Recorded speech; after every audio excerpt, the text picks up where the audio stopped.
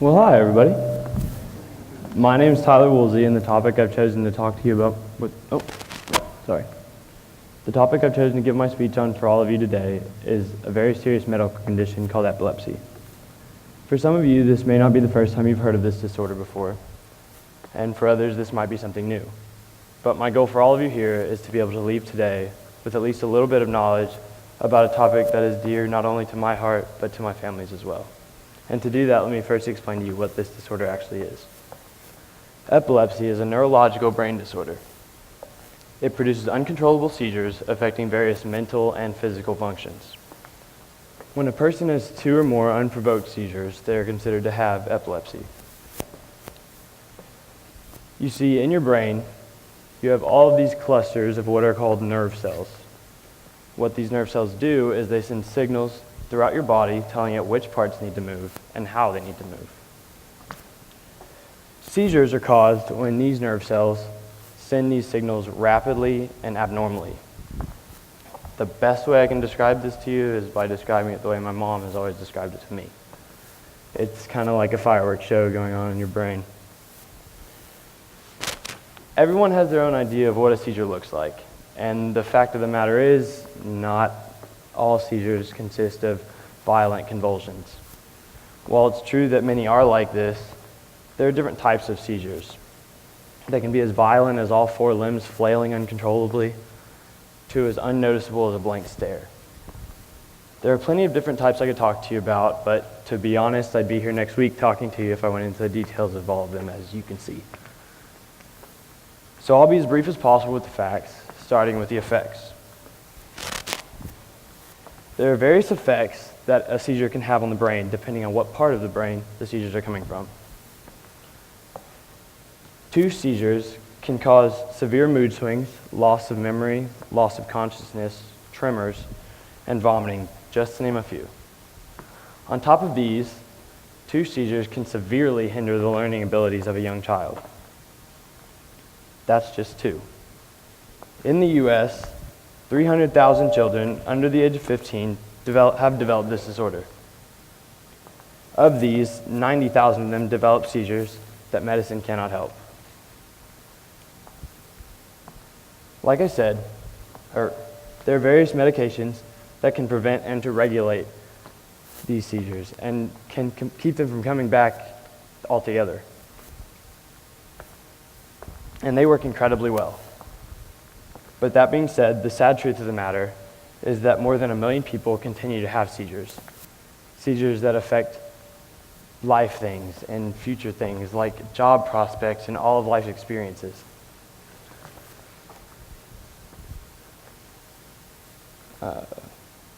And for those lucky enough to have medications that work for them, even those come with side effects of their own.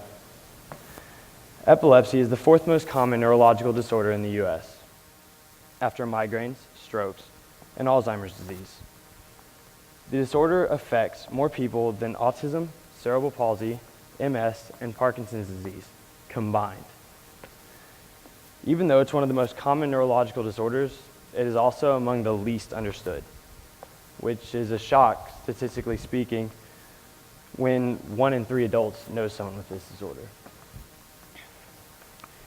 I know that I've just filled your heads with a ton of facts and a ton of statistics, and yes, I really do hope that you've learned something that you didn't know prior to this speech. But what I want to do now is take a moment and tell you why this subject is so important to me personally. This is my little brother Tristan. In this picture, he is 7 years old.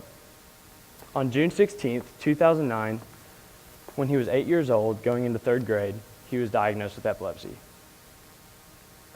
A lot of that day is a blur for me, I guess because of the adrenaline, but I remember playing outside when Tristan went in and never came back out.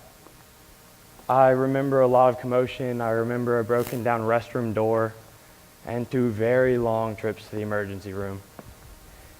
Yeah, it was a very long day in my house. You'll be happy to know that Tristan is now 12 and in 7th grade at Bowles Junior High. He's actually here. He's in front. There he is. He's so cute.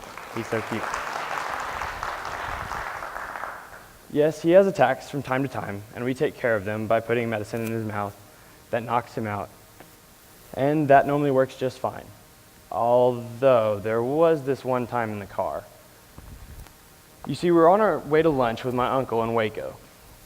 Tristan was asleep in my lap when he began to have a seizure.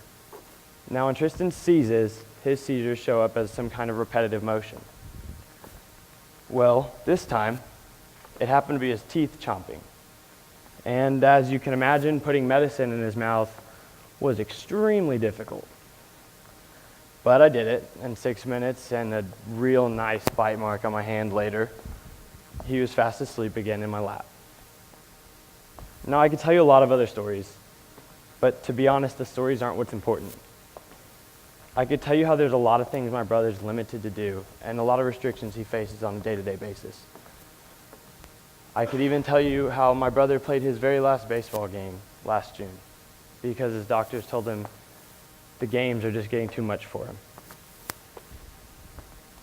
But what I really want you to know about that guy right there is that he is the bravest kid, the bravest person I know.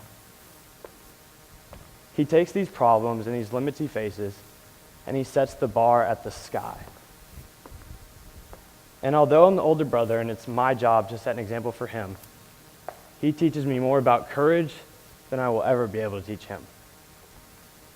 Now, yes, I've talked to you about epilepsy. I've talked to you about what it is, how it's affected my family, and how it affects other people with it. But here's just one more thing you didn't know. Consider this. Everyone knows about breast cancer, a horrible disease that affects many people in the U.S. What you don't know is that epilepsy goes extremely unnoticed by the population, even though it actually affects and kills just as many people as breast cancer, taking the lives of 50,000 people annually. In closing, I'd like to leave you with this. It is my hope that after learning these things today, that some of you, maybe, just maybe, will be in a position to help find a cure for this dangerous disorder. Thank you.